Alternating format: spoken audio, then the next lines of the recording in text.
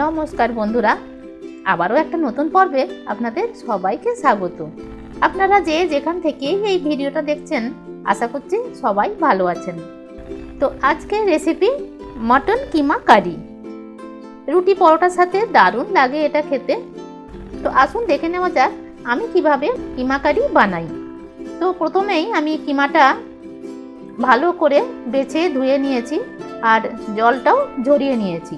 কিমাটা কিন্তু আমি দোকান থেকেই এইভাবেই কিমা করে দিয়েছে, আমি বাড়িতে এইটা কিন্তু কাটিনি। তো এখন বড় বলে নিয়ে নিলাম। কিমাটা আমি ম্যারিনেট করে রাখবো। তার জন্য দিয়ে দিলাম 2 চামচ টক দই আর 1 চামচ আদা বাটা আর 1 চামচ রসুন বাটা। এর সাথেই দিয়ে দিয়েছি 1 টিস্পুন লঙ্কা গুঁড়ো, হলুদ গুঁড়োও দিয়েছি 1 টিস্পুন, 1 চামচ সাদা তেল আর কিছুটা লবণ আমি এখন দিয়ে কিমাটা ম্যারিনেট করে রাখবো। খুব ভালো করে কিন্তু ম্যারিনেট করে রাখতে হবে, কারণ টক দইটা খুব ভালোভাবে মিশিয়ে নিতে হবে। ম্যারিনেট করে রাখতে হবে অন্তত পক্ষে 1 ঘন্টা। খুব ভালো হয় যদি 3 থেকে 4 ঘন্টা ম্যারিনেট করে রাখা যায়। তো আমার হাতে আজ বেশি সময় নেই, আমি 1 ঘন্টাই ম্যারিনেট করে রাখছি। আজ আমি এই কিমাতে আলু দেব, তার জন্য আলুগুলো আমি একটু বড় সাইজ করেই কেটে নিচ্ছি। আর কেটে নেবার পর আমি আলুগুলো কিন্তু ধুয়ে নেব। তো এদিকে গ্যাসে কড়া বসিয়ে দিয়েছি। রান্নাটা আমি করব সাদা তেল আর ঘি মিশিয়ে।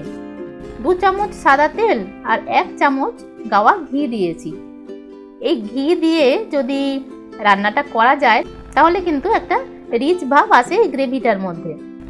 ধাবা স্টাইল কিমা কারি আজ আমি করছি, আর ধাবাগুলোতে কিন্তু এই কিমা কারি বেশ একটু রিচ ভাব থাকে। আলুটা দিয়ে আমি লাল লাল করে ভেজে তুলে নিলাম। আর ওই তেলেই কিন্তু আমি রান্নাটা করব। ফোড়নের জন্য দিয়ে দিয়েছি একটা তেজপাতা আর একটা শুকনো লঙ্কা। ফোড়নটা অল্প নাড়াচাড়া করে নেবার পর আমি 3টে মিডিয়াম সাইজ পেঁয়াজ কুচি করে রেখেছিলাম, সেটা আমি দিয়ে দিলাম।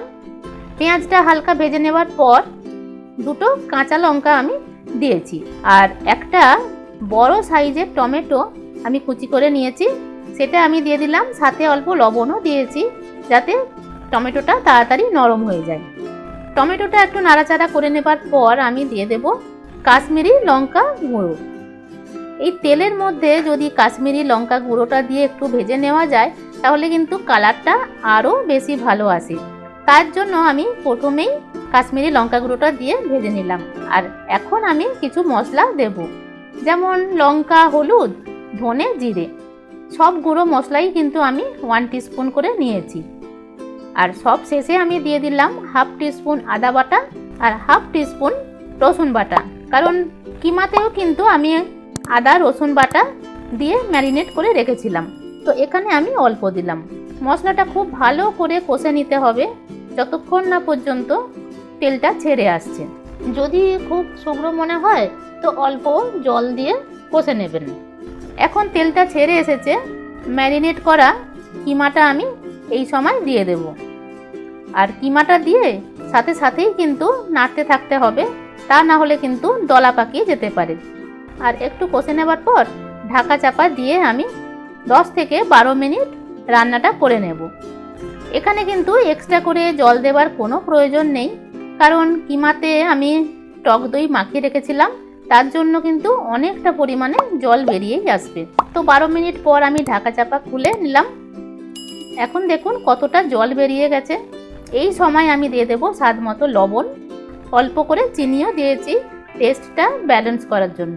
তো ভালোভাবে মিশিয়ে নেবার পর আমি আবারও ঢাকা চাপা দিয়ে দেব। আর এখন কিন্তু আমি 15 থেকে 20 মিনিট ঢাকা চাপা দিয়ে রান্নাটা করে নেব।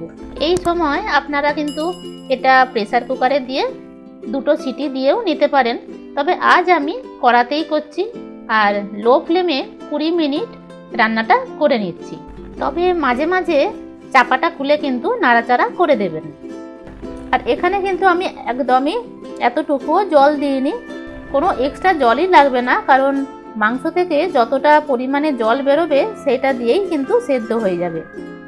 এখন আমি 20 মিনিট পর আমি ঢাকা চাপা খুলে নিয়েছি আর দেখে নিচ্ছি মাংসটা কতটা সেদ্ধ হয়েছে। এখন একটু বাকি আছে, এই সময় আমি ভেজে রাখা আলুটা দিয়ে দিলাম। আলুটা সেদ্ধ হতে মোটামুটি 3-4 মিনিট টাইম লাগবে।